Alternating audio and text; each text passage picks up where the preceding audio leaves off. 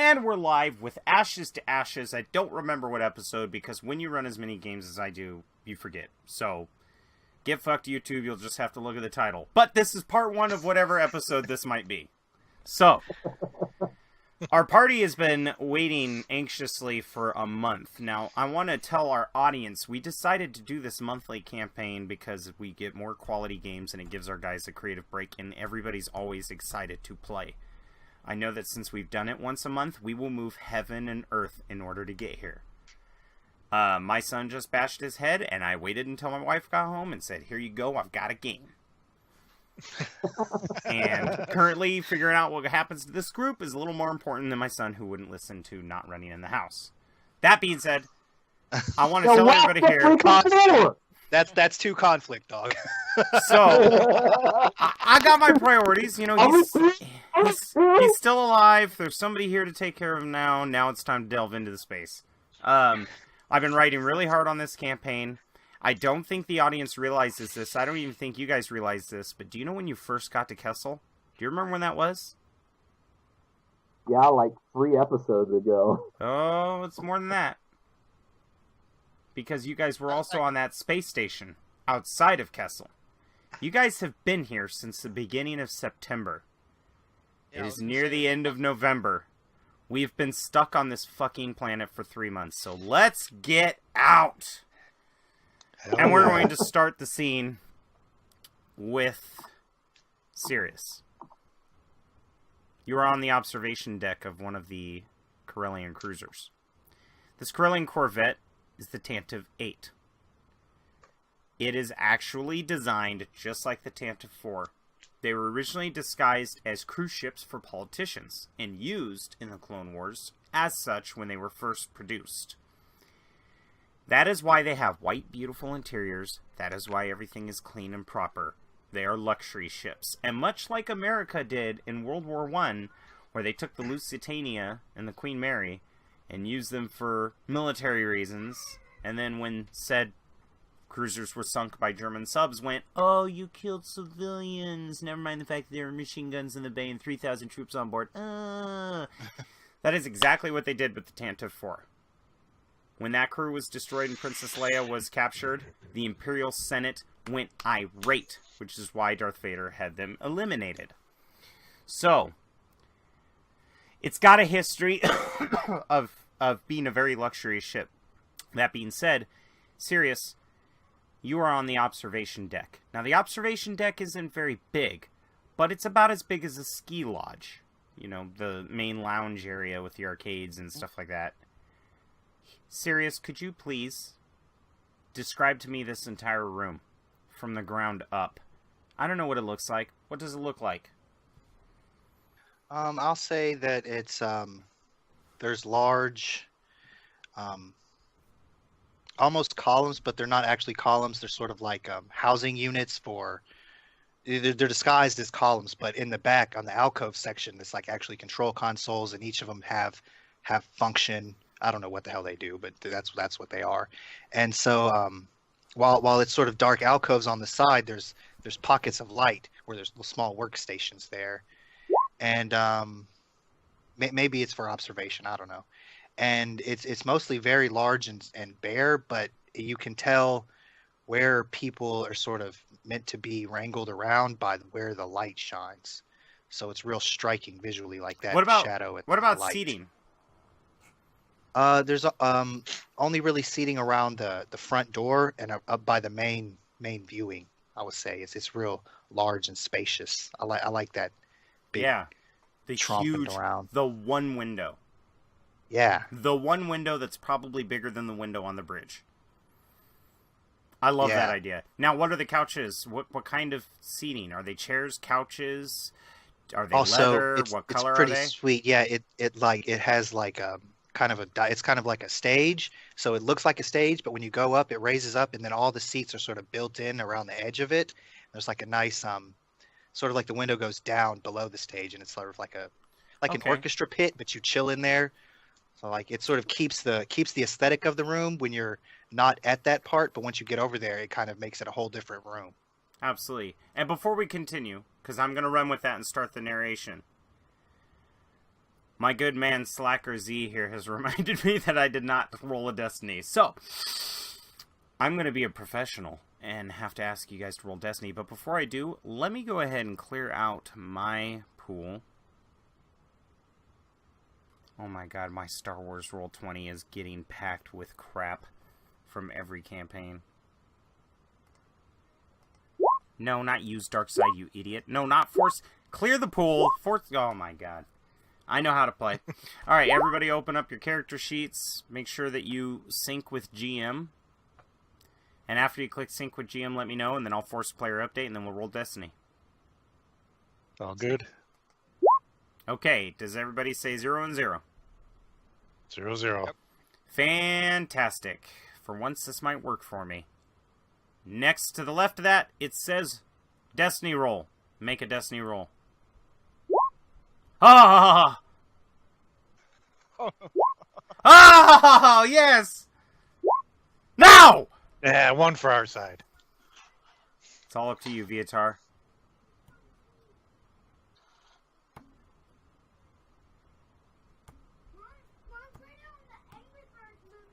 Hey! I don't know. I just heard voices. I can't even hear you here. Or Archie.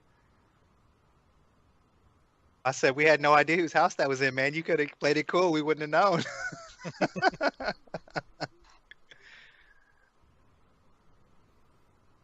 That's the problem with these walls. They're paper thin. Even though That's they nice. have cool wood designs. Yeah, it looks cool. I'm kidding. That's just a fucking backdrop. Oh my god, that's a lot of dark side. Oh. You know what I love about it is it's not a lot of force points. Yeah. So now we got to be careful with them. All right, so thank you for the 3 dark side, Viatar. As always, you're my bro. I don't think you've rolled light side once. And let's go back into the narrative. So Sirius, you've been sitting there a while, and I'll let you decide what you were doing, and you could describe that in the first part of your narrative. But a door opens up at the entrance of the observation deck, and your wife Asha steps in. She looks over to her left and her right, just to see if she could find you, and there are these bright lights shining down on a maroon-colored carpet. The walls in here are not white, they're actually gunmetal, and they're polished, so they're really shiny. It kind of gives the same effect of marble, even though it's actually metal.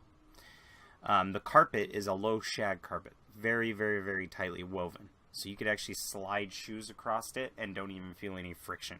It's almost like office carpet.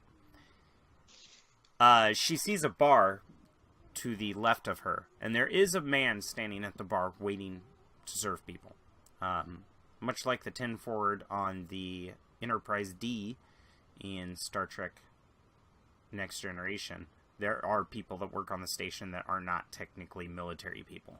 So this is his joint. And he's not dressed in a suit. He's not dressed in military gear. He is dressed as a business owner. Robes, jewelry. I mean, he freaking loves it. This does not even look like it's part of the Rebel Alliance right now. And then it flanks over to 2 orchestra-style staircases that lower down into a pit. That's where all the seating is. Tables, round tables with booze around them, couches, and they're all facing one large window that is about the sizes of an IMAX theater screen. But 2 of those wide. That's how big this place is. And you're sitting there, Sirius. And had you been looking out the window at any point in time while you've been down here, you would see the absolute graveyard of Rebel, Imperial, and Klatooinian ships that lie before you.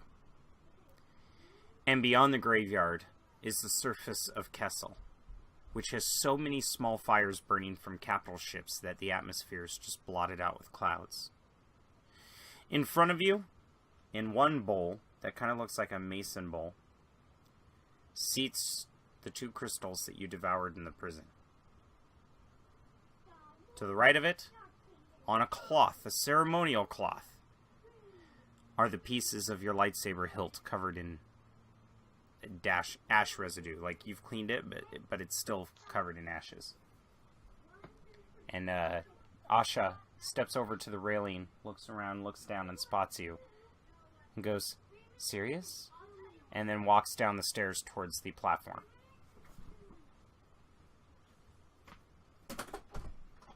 Okay, yeah. So I've taken this opportunity to obviously get my crystals back, gather up a few some materials, and I've also kind of got some better clothes on. I'm not up to my usual regal standard that here had, because he kept it real fresh and clean, but I'm not wearing Imperial officer clothes anymore. I almost look like, dare I say, a Jedi.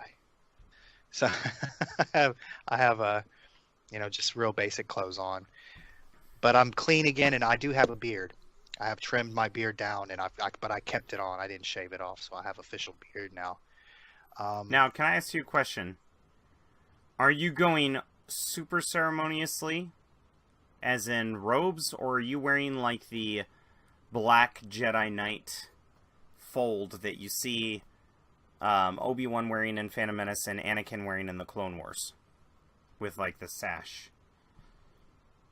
Because the reason why I was asking you is, having lived in this universe, that after the death of the Emperor, wearing a robe similar to him kind of has a stigmata with it now. Yeah, so I don't have a robe on right now, but I do have a robe. I'm just not wearing it right now. So I'm wearing basically what you would have seen Obi and Anakin fighting in, just the kind of shirt. What color is it? Thing. Gray. Gray. Okay, cool. Yeah. I think that fits Sirius's mood. Indeed perfectly. It does, because I've been sitting here staring at this graveyard and thinking of, my Jedi past and my family's past and history, and sitting here staring at these tools of, the Jedi would have said they were tools of peace, but I'm looking at this and I'm realizing, they're truly tools of war, and I'm seriously considering reconstructing these tools of war to use. So that's what I've been doing, just sitting here meditating. And you hear the soft voice of your wife. I'll turn, stirred from my deep thought, and I'll turn and smile if I see her. Is the smile genuine? Yeah, it's kind of like, even though we're here in this place that isn't our home, I'm just brought back to happier moments, because I still have deep love for her. So anytime I see her, it's just kind of like the first time, like, oh wow, I'm just happy because I love her. She sees your smile, and she has flashbacks of the night before when you sat up in the bed naked, and she ran her hands over your emaciated body, touched your scars, your fresh wounds, marks of torture, and the Kessel barcode that was burned onto the back of your neck as a sick joke by the prisoners present. She goes, "I just don't get it." I mean, as she comes down the stairs, "You look happy, but you don't look well. Your friend Grodd, on the other hand, he looked like he ate just fine." I kind of sigh and I say, his burdens are his own to carry, and he bears them well. I meant no however, offense. I mean, he did rescue you after all. No, he's a great man. This seems far more malicious than needed to be.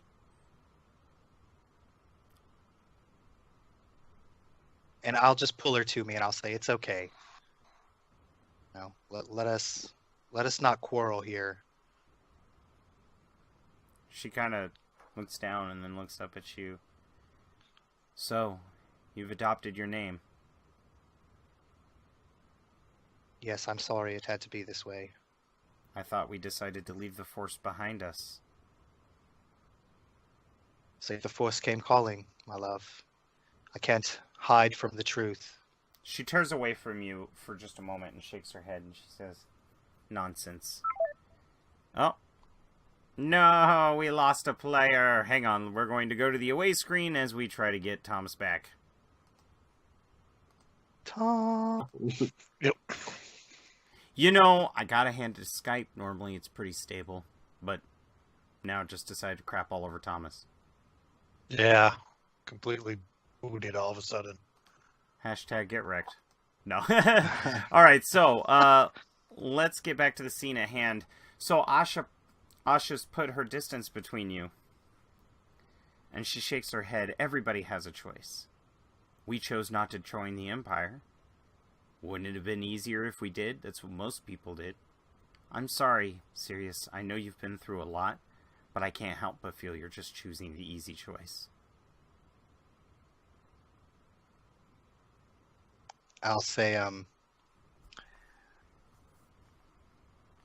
I don't think it's as easy as you might think, my love. It was because of your force powers that our daughter was taken.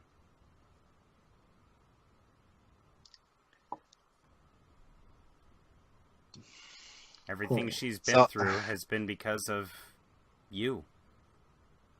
And what you are. And we've got a son on the way. And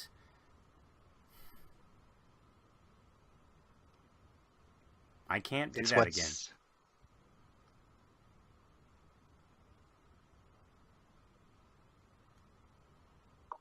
I love you, Sirius, but it's your former self. She motions over to the lightsaber. The camera pans slowly away from you as you look to the side, and it goes back onto her arm. Or your family. And if you choose your former self, I will not hold it against you. I just ask that you find a safe place so that I can raise my son. I say he will still be my son too. And even Not if you choose shun that path. even if you shun me, that won't change the fact of what he and Sarah are. Could be. She hears that and she shakes her head because you made it sound like she had no control over the situation, and she does not like that. And you know that's what. Well, it is. she just accused me, so I'm pissed off too. You know what I'm saying? Oh, I know. No, I'm we're just fighting, saying baby. that I understand that. I'm just saying that you know that she's one of those people that when she's not in control of a situation, it really bugs her. And Yeah. I think as you probably think about it, maybe that's why her and Cooper are always cahoots together. There wasn't really anything there. She just wanted control. She wanted power, to put it bluntly.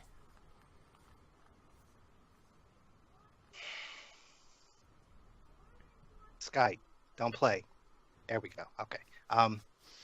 Yeah, so I don't really know what to say there. I kind of just bite my tongue because obviously what I did say was it made it worse.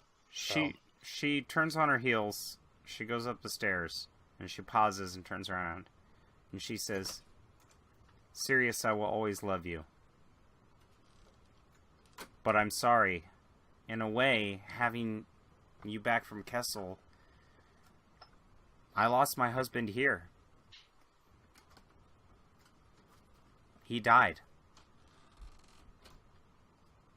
And then she holds up a duffel bag that's already packed. I think you've made your decision. And she turns and leaves the room. Leaves you to your contemplation.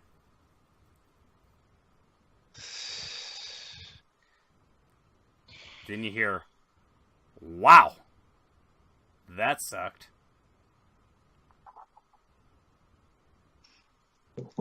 I'm pretty Rob at the tempted to bar. construct that lightsaber right now, see if it comes out red, because I'm feeling pretty pissed off right now. Oh, man. You kind of look up towards the bar, toward the voice, and you see a young rebel officer with his coat undone, and he's just like exhausted.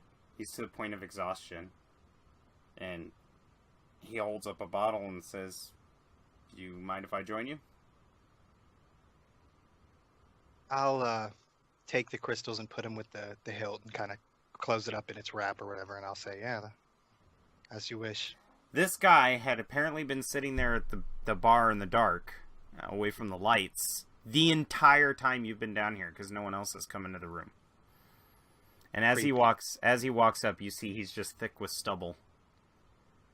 and he kind of smells of booze, which you're used to. It smells like Rod's room. I'll say, you stationed here on the ship, or Yep. I'll look down at Kessel. Hopefully not for very much longer. This was a clusterfuck from the beginning. And he just kind of shakes his head, and that's where the camera wipes. Viatar, you're laying in the hospital. You are still not doing as good as you could be. And they're trying to apply whatever medical aid that they can. And the nurse there, she turns to Dam Jam, and she says, well, you see, the thing is a lot of his components have just been absolutely destroyed. I really don't think that there's much I can do for your friend, nor anyone else. He may have to start over, but the problem with cybernetics like this is you're never the same person once your hardware goes bad. You can get a new part, but you change. Interesting. In a way, your friend Viatar died when he got hit by that lightsaber. And just like a computer, he's got hard drive ticks. So you're saying he's going to have to, in a way, reprogram himself? Exactly. He'll need access to replacement parts. He'll need them fast. You may even find it could be like an addiction. It can be hard to deal with. We call it clone trooper sickness because of all of the implants that they ended up adopting as their clone DNA deteriorated. It's quite messy. And she's a Kaminoan, by the way. So Wow. she's quite tall. I'm not trying to discourage you, nor am I saying that the rebellion's refusing to offer assistance. We don't have that kind of technology. The Empire's got the best scientists. Ironically, your friend Viatar may find himself drawn to Imperial sources. She places a hand on yours before you can speak. I implore you to reconsider the choice of joining the rebellion. It's a fine idea, I do grant that, but we've always done things our own way, and I'm sorry, I hate to follow orders unless if it's somebody I know and trust. But thank you. I appreciate it. By the way, do you know of any idea where possibly we could find partners for our good friend here? Probably illegally. It's not a road I've never gone down before, I'd say, so. Well, you do have the advantage. She kind of looks side to side. Listen, the New Republic has barely got its feet in the ground. It doesn't have the support it needs. The black market has exploded since the fall of the Empire. Reasons why your old employer, Cooper, made it so big. There's not a whole lot of regulations, so if it were my advice, get the parts now before the New Republic starts to crack down. I like your thinking. Thank you again for all your help. She nods and she says, think nothing of it. And by the way, I've only ever dissected one of your species once, and I would love to learn more, so if you're willing to be a living candidate, I would like to study your anatomy while you're here. Thanks, but no thanks. A pity. Plus, so much could be learned about your race. And she unabashedly just pets one of your ears. She's very curious. I'm sure that you'll run across more of my kind sometime soon. We do get around. Ah, but such a fine specimen to survive Kessel for 14 days. A shame. But I understand. I meant not to be intrusive. Your friend Viatar is awake, should you want to speak with him. Thank you. And she motions to the door and then walks away. And before you, this is a very sterile environment. Lots of whites. that J.J. Abrams blue lens flare as your eyes pass over some of the LEDs that are lighting up the area. And a lot of R2 units buzzing around, administering medications to patients. Guitar. You awake? Yeah, you open the door and you go in, and you realize that Viatar's in the middle of the room in a bed. He's got a TV in front of him with a HoloNet playing on it. Very Spartan in decor. And there's a big mirror on one side of the room.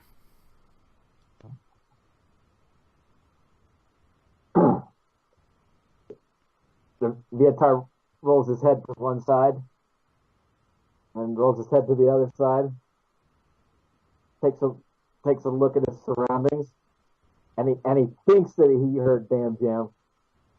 So he kind of like lifts his head up and tries to look around, and when he sees Damn Jam in the doorway, all he does is lift the hand and like motions him to come close. And Yeah, so Damn Jam will kind of walk to the Viatar so you get a closer look.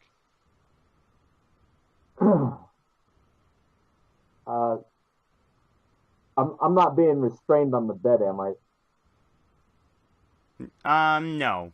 But you're just Okay. They're just taking care of you. They're trying to patch you up. Okay. You can even grab the thing, the machine, and walk around if you wanted to. Oh, okay. Now that's one of the things I'm like, when Damn Jam gets close, I'm like,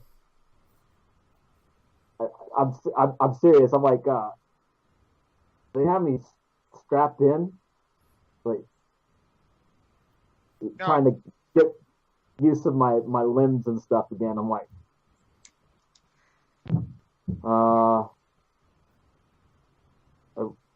where are we again? We're on the Rebellion cruiser Aquitaine. Tantive 8. Or Tantive 8, yeah. Aquitaine's the other one. Tantive 8. And you can see for a minute his eyes kind of glaze over. It's like his mind's going through trying to process information he's picked up before. It's like, yeah, and as you're doing that, I think you notice a couple subroutines in your system where they did do some repair on you with what parts could be salvaged, and it's updating. A lot of your systems are down and updating right now. like, I'm not gonna be able to move for a while. Cause like, see his head starts twitching a little bit. The uploading is going through, and then he kind of relaxes, like his muscles all tensed up, and he relaxes, and he's like, yeah. So I'm gonna need to get some new parts. Yeah, that's what they told me. Oh, don't worry, buddy. We'll find something. Are you going to be able to function enough to start looking? And when he mentions that, Viatar starts running a head-to-toe analysis, check functionality, and like you start hearing that like creak you got familiar with on Kessel as his joints are like, you hear as servos are popping, and it's kind of twitchy and quirky, and just I'll be able to get around. Probably won't be able to do much more than get around though. Well, getting mobile's a start. And Viatar will actually try to like sit up. Not, Yeah, the moment you try to sit up, PAs in the room go, "Poof. Please be careful, Mr. Clint. Some of those sutures are fresh." Damn Jam, I think that's when you realize that they're observing him. Maybe through the mirror. He's looking around and trying to observe, see where they're noticing him, and he thinks about, well, maybe the mirror. He's like, nah, just rest, buddy.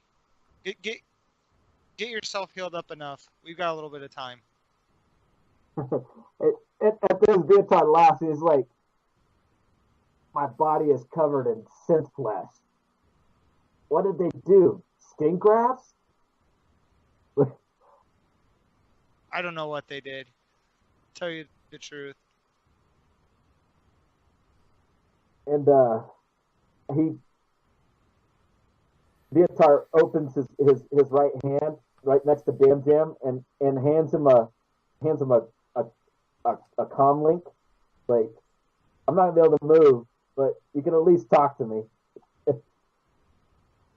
and Dam Jam. and he Vietard lays back down on the bed. Like, okay. Dam Jam will take the comm link and he goes, sure, buddy. Just, you need somebody to talk to. I'll have this on me at all times. Now, Grodd. Interesting Yep. episode for you last time. You were freaking the hell out when Grobo's ship showed up. Now Grobo is dead. I was thinking about putting you in a scene, but I want to know, what the hell is Grodd doing now that Grobo's dead?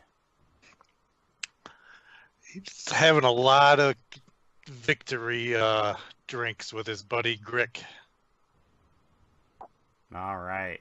I like that. Yeah, so Nice. Grick is like, man, when you left, things just went down the drain. And he starts drinking again.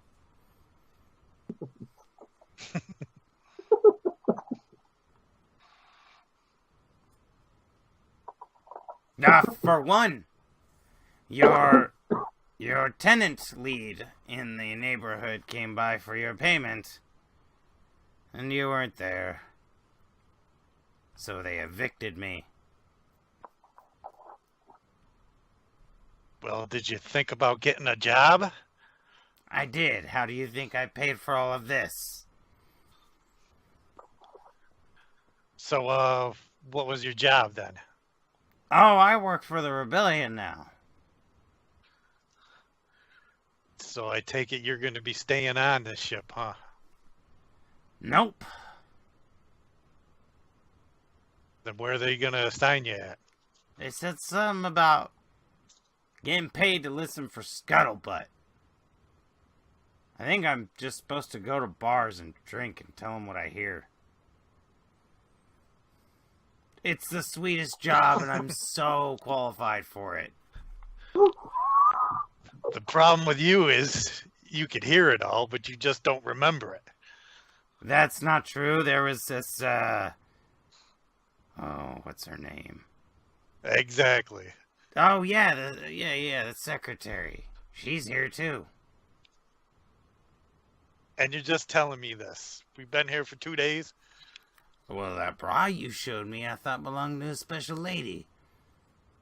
Yeah, she's a special lady. They're all special ladies. Well, Clementine, I think here's her name. I think she's with the staff from Cooper's employ. They're staying in the VIP. There's a whole staff of Cooper's guys here? Yeah, Cooper evacuated everybody onto the ship. Everybody he cared about. Oh, interesting. He didn't care about me. I just was passed out and I had no place to stay after getting kicked out, so I was sleeping in a cargo hold. So you lucked out once again, buddy. Well, luck is a strong word. You know, I like to think that maybe the Force chose me and put me on the ship. Well, whatever luck you live by, let's hope you got some more of it. Grodd, you're speaking as Dam Jam comes walking down the corridor past you guys, and you guys are just kind of like, you got flasks. You're leaning in this weird maintenance causeway that's got a porthole that you guys are looking out the ship. And all along, there's just empty bottles lining the pipes. And you guys have contemplated the idea of knocking them all over and making them all shatter. Hearing how loud it could get. And Dam Jam's coming. Dam Jam's leaving the medical ward and passing right by you. So I'll yell to him, "Hey, Dam Jam, where you headed to?" Yeah, come over here and party. Oh, I think I'm gonna get sick. You guys know me. I'm not much for partying. Yeah, we know. We'll change it. We'll change that one of these days. You might. Yeah, you guys were easy to find, and he points to the bottles that are just going down. He goes, and he'll look back at Grodd and Grick and goes, "You guys know that there is a bar in this place, right?" Yeah, but Well, too upbeat we were there. headed there, but we saw his wife marching there, and she did not look happy. So Nope. we went elsewhere. In fact, Kyle was headed in the same direction, and he gave us a look, and we all turned around and split ways. Oh. Speaking of Kyle, how's the retard doing? Well, not so good. We're gonna have to dig up some replacement parts to get him back to somewhat normal functions. Although he won't be the same as he was before. Well, if you ask me, it's probably a good thing. Yeah, that shit's easy. All you gotta do is find a certified cybernetic individual living out in space that has a lot of parts and, deactivate him. That's easier than hunting down all the black market trade trying to find each individual piece on their own, isn't it? Might have a point there, buddy. Yeah, there's gotta be some cybernetic asshole criminal that you can not even care about. Possibly. Listen, Greg help you. Alright, Greg is really good. Watch this. And he pulls out his pistol. And he goes, bam, bam, bam, bam. And 3 bottles just go, and then he holsters it. And then he just drinks from his flask again. His eyes at Ted will just get big as hell and go, "Wow, I wonder what you could do when you're sober." Oh shit. He's like, I sleep a lot. Yeah. That's like, you don't want to see him sober. He sucks at everything. I disagree, but it's true. Drunken master in the house, man. Hey, listen, you guys take me along, I help you out. I'll be a way better teammate than Dent. I thought we're sticking with the rebellion there. Don't you have a job to do? You'd find a standing citizen now? I have a job to go to bars and listen to what people say and report it to my contact. I can do that anywhere I want. Are they giving you an expense account? No, but we could do something I've been thinking about. When we flew over here, I was noticing how nice Cooper's ship was. Yeah. Yeah, it's comfy, it's fast, it's armored, there's no guns on it, and it blends in almost everywhere because it's just a shuttle. And you got access to this shuttle? I got in the shuttle and hid in the cargo bay without those assholes even knowing about it. It's a piece of cake. It's a civilian shuttle. It's not military. What are the assholes gonna say that came with you? I don't know. They're currently throughout the ship. I'm just saying, if they're not on the shuttle and they're on the ship, we just take it. Grick help you. Something to God, consider. Grick could tell Tantif 8, hey, going on mission, and bye-bye.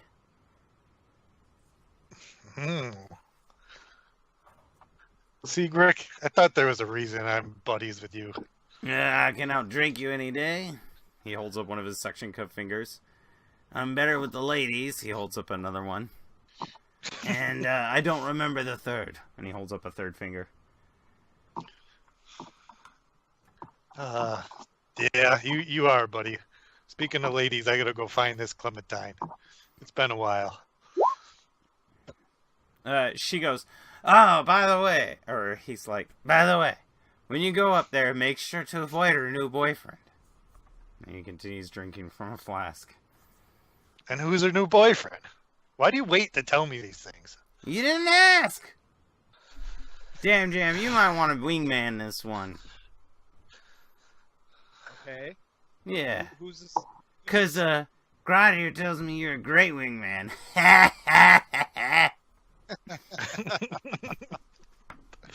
This is awesome. Dude, Grick is the best. I fucking love this guy. Oh, Out of Lord. character, I think my favorite thing about Grick's creation was the fact that I have a passed out Rhodian for his NPC card. Oh, man. Oh, gosh. Oh. And at Greg saying that he'll go, well, that's sort of true, I guess. Where is her? I mean, Sirius. I can't get used to that Oh, name. yeah, I'll let Grod tell you that one. And he leans over, and the bottles go ding, ding, ding, ding, ding, ding, and dominoes all the way around it, and then the one falls over and shatters, and he's like, no, Grod, I did it too early.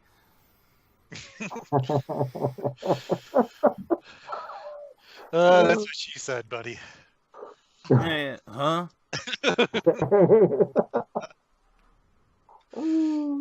Hey, wait a minute.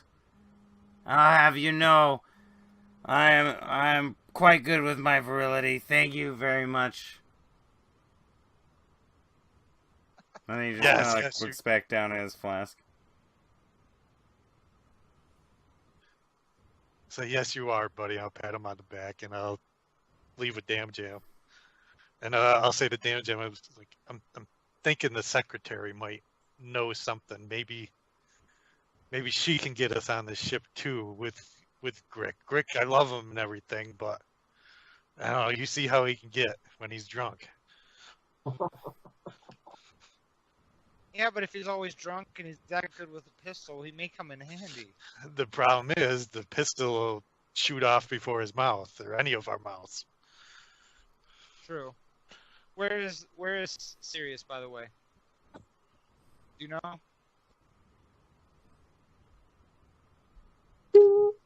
No, at last I thought we saw his wife head into the observation lounge there, and we skedaddled because she looked like she was on a mission. So more than likely he's in the observation deck. All right. Well, we need to figure out what we're gonna do next. Yeah, if you want to go talk to Clementine up there, have at it. Good luck. Sounds like. Thanks. Gonna need it. So yeah, the screen wipes, and Sirius, you're staring outside the window. And the guy just goes, and yep, last member of my squad I find out dies on Kessel without me there to even be with him.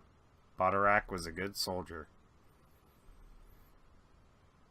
I'll turn and I'll say, Bardorak, did he die? Yeah, weren't you there? That's right. And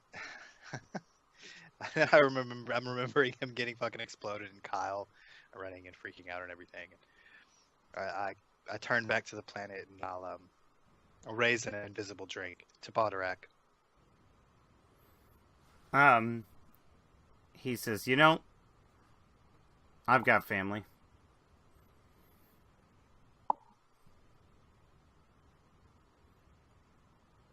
And the silence kind of passes on, and he's like, they're on Naboo. And I've learned that with the life I want to lead, sometimes keeping them away, far away, is the safest thing. Have fun with your lightsaber. And he takes off his rank tags and sets them on the table. I made the wrong choice. And turns and starts heading for the door.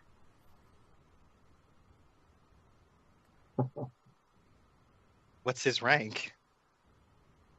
He was a commander. A flight commander of a squadron. But he just basically told you his entire squadron's dead. Mm-hmm. Well, yeah. What I'm thinking in my head when he said what he said was I was thinking I was taught, I have to not be afraid of losing my attachments. So that's what I keep trying to tell myself that, even though it's tough right now. Do you look back out the window? Oh yeah, dude. You look back out the window, and standing behind you is your master.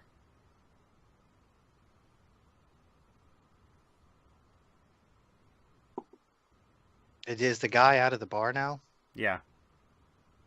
So even though I don't think my master's real or anything, I'm just gonna say, just kind of, to the force. I'm gonna say, Master 10. I wish you were here now to help me with the path set before me.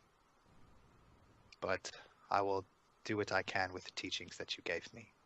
And I'll unfold the thing and start constructing a lightsaber. And that's where we're going to end part 1. Sirius has chosen. We'll begin part 2 in just a bit.